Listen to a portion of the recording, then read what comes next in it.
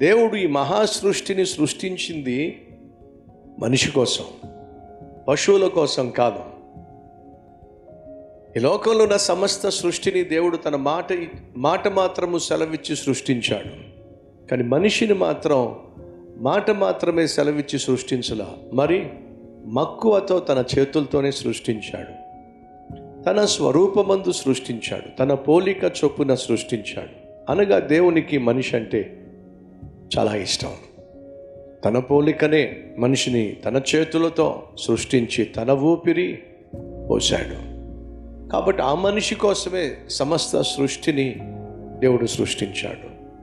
ఆ మనిషి ఒంటరిగా ఉండడం దేవునికి ఇష్టం లేక కుటుంబ వ్యవస్థను ఏర్పాటు చేశాడు.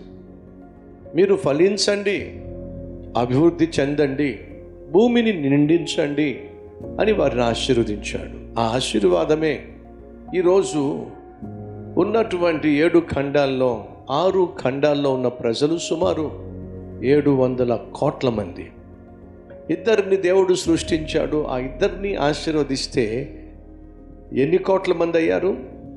ఇప్పుడు బ్రతికున్న వాళ్ళు 700 కోట్ల మంది, మరి చనిపోయిన వాళ్ళు ఎన్ని వేల కోట్ల మందో. అనగా దేవుడు ఏర్పాటు చేసినటువంటి కుటుంబ వ్యవస్థ బహు విలువైంది. ఆ విలువైన కుటుంబ వ్యవస్థను విచ్ఛిన్నం చేయాలని నాటి నుండి నేటి వరకు సైతాను చెయ్యని ప్రయత్నం లేనే లేదు. అప్పటి నుంచి ఇప్పటి వరకు కుటుంబ వ్యవస్థను విచ్ఛిన్నం చేయాలని సైతాను ఎంత తాపత్రయపడుతున్నాడో. ఎందుకనంటే ఈ లోకంలో ఉన్న అన్ని వ్యవస్థల కంటే బహుశ్రేష్టమైంది కుటుంబ వ్యవస్థ. కుటుంబమే లేకపోయినట్లయితే ఈ లోకం కుట్టుబడుతుంది, ఆ తర్వాత కొట్టుకుపోతుంది. కాబట్టి కుటుంబం గురించి ఎప్పుడు మాట్లాడినా అది ప్రతి ఒక్కరికి కనెక్ట్ అవుతుంది. కారణం ఏమిటంటే మనం ఒక కుటుంబం. నేను బైబిల్లో ఉన్నటువంటి ఒక కుటుంబాన్ని మీ ముందుకు తీసుకొచ్చాను. ఇస్సాకు కుటుంబం. ఇస్సాకు భార్య పేరేమిటి? రిబ్కా. వీళ్ళిద్దరూ కూడా యవ్వన ప్రాయంలో దేవుని చిత్త ప్రకారమే వివాహం చేసుకున్నారు. అయినా ఆ కుటుంబంలో సమస్య వచ్చింది. సమస్య వచ్చినప్పుడు వాళ్ళు ఆ సమస్యను బట్టి ఒకరిని ఒకరు నిందించుకోవడం కానీ లేదా గొడవ పడడం కానీ చేయలా. మళ్ళా ప్రశ్నిస్తున్నా, సాధారణంగా భార్యాభర్తల మధ్య ఎందుకు గొడవలు అవుతాయో తెలుసా? ఏదో ఒక సమస్య వల్ల. అర్థమైందా? ఏదో ఒక సమస్య వల్లే గొడవలు అవుతాయి. అసలు ఆ సమస్యనే తీసుకొచ్చి దేవునికి అప్పగిస్తే గొడవలు కావాల్సిన అవసరం ఏముంది? మీరు నాతో గొడవ పడడం వల్ల ఏమిటండి లాభం? నువ్వు నాతో గొడవ పడడం వల్ల ఏమిటి లాభం?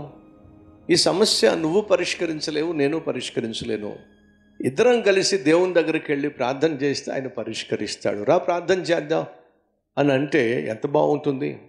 అలా అనగలిగినటువంటి మనస్తత్వం, ఆత్మీయత మనలో ఎంతమందికి ఉంది? ఏ సమస్య వచ్చినా ఆ సమస్యకు పరిష్కారం దేవుడే. ఆ దేవుని దగ్గరికే వెళ్ళి మనం సమస్యను చెప్పినట్లయితే ఆయన పరిష్కరిస్తాడు. దయచేసి గమనించండి, అబ్రహాము జీవితంలో సమస్య వచ్చింది, కరువుతో సమస్య, అనగా మన భాషలో ఆర్థిక సమస్య వచ్చినప్పుడు దేవుని దగ్గరికి వెళ్ళి తన సమస్యను చెప్పుకుంటే బాగుండేది. దేవునికి చెప్పవలసిన సమస్య దేవునికి చెప్పకుండా తానే ఆ సమస్యను తీర్చేద్దాము అని చెప్పి తొందరపాటు నిర్ణయం తీసుకొని ఐగుప్తు దేశానికి వెళ్ళి కొత్త సమస్యలు కొని తెచ్చుకొని ఆఖరికి తన జీవితంలో తీరని నష్టాన్ని, ప్రపంచానికి తీరని కష్టాన్ని ఆనాడు అబ్రహాము తీసుకొచ్చాడు. ఇప్పుడు మనం ధ్యానిస్తున్నటువంటి వ్యక్తి ఆ అబ్రహాము కుమారుడే. కుటుంబంలో సమస్య గురించి నేను మీతో పంచుకున్నాను. ఇప్పుడు కరువుతో సమస్య. ఈ సమస్య ఏమిటి?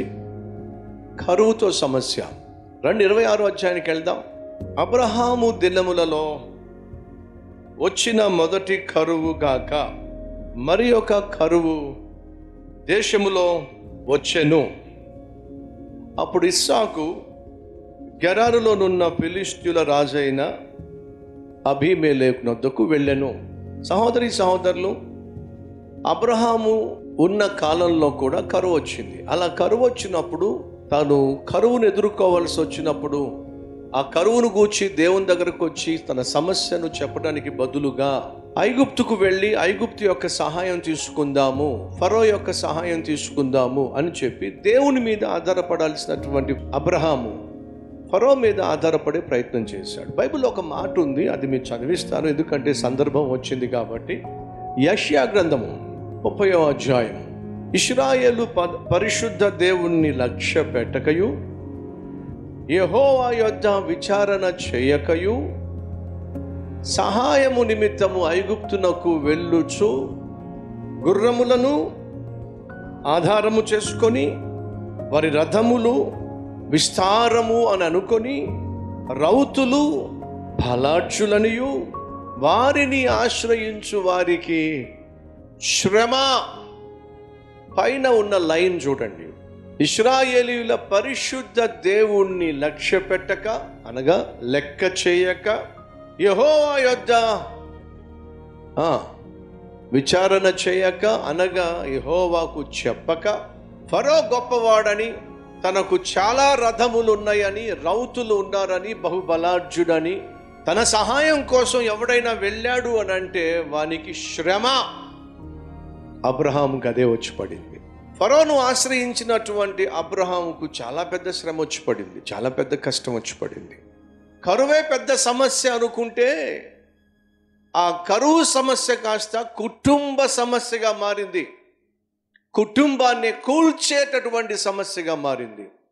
కట్టుకున్న దాన్నే పోగొట్టుకునే పరిస్థితికి రావాల్సి వచ్చింది. కారణం తెలుసా?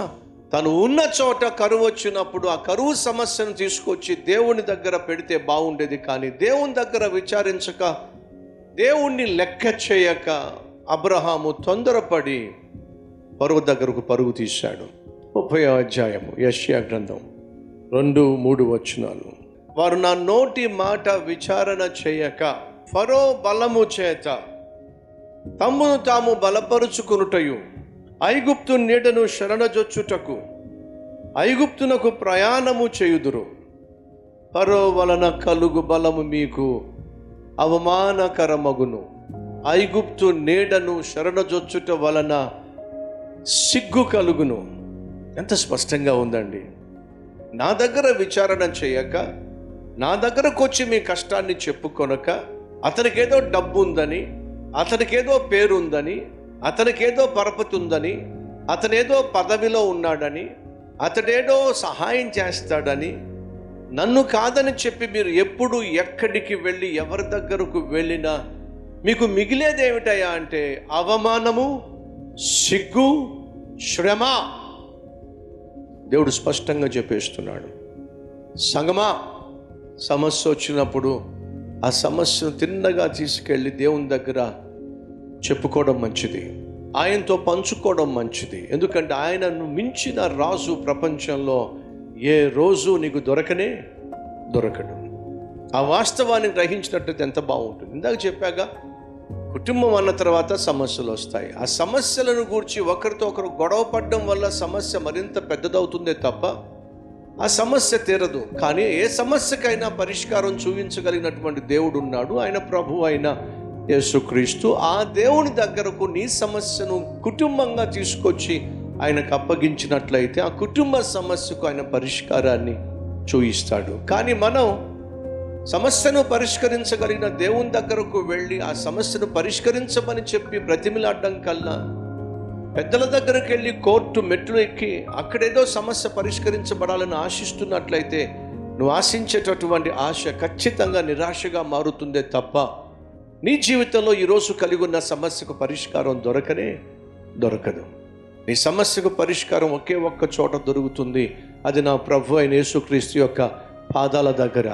ఆయన సన్నిధిలో, ఆయన సన్నిధికి వెళ్ళకుండా, ఆయన సన్నిధిలో ప్రార్థన చేయకుండా ప్రపంచంలో నువ్వు ఎక్కడికి వెళ్ళి నీ సమస్యను తీర్చుకోవాలని ప్రయత్నం చేసినా నీకు మిగిలేది నిరాశ, నిస్పృహ మాత్రమే. ప్రార్థన చేద్దామా? దేవుడు నాతోనే మాట్లాడాడు, ఈ సందేశం నా కోసమే అన్నవాళ్ళు ఉంటే మీ హస్తాన్ని ప్రభు చూపించండి.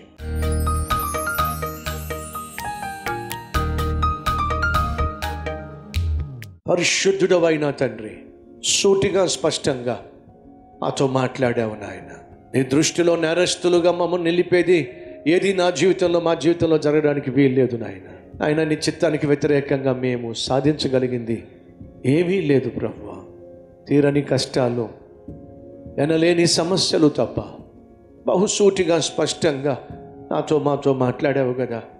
విన్న వాక్యాన్ని విశ్వసించి, వాక్యానికి విధేయత చూపించి, మా జీవితంలో నాయన విజయం సాధించే కృప మాకు ఇవ్వమని, తమ్మును తాముని చేతికి అప్పగించి పశ్చాత్తాపపడి క్షమాపణ కోరిన ప్రతి ఒక్కరి జీవితంలో నూతన హృదయాన్ని దయచేయమని, నూతన మార్గంలో నడిపించమని యేసు నామం పేరట వేడుకుంటున్నాం తండ్రి. ఆమెన్.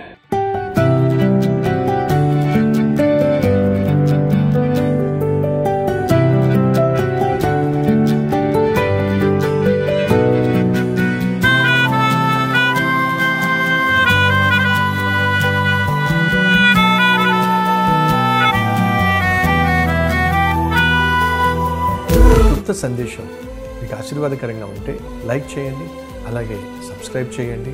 అంతేకాకుండా కామెంట్ పెట్టండి, 10 మందికి షేర్ చేయమని మనం చేస్తూ రేపు మళ్ళీ కలుసుకుందాం.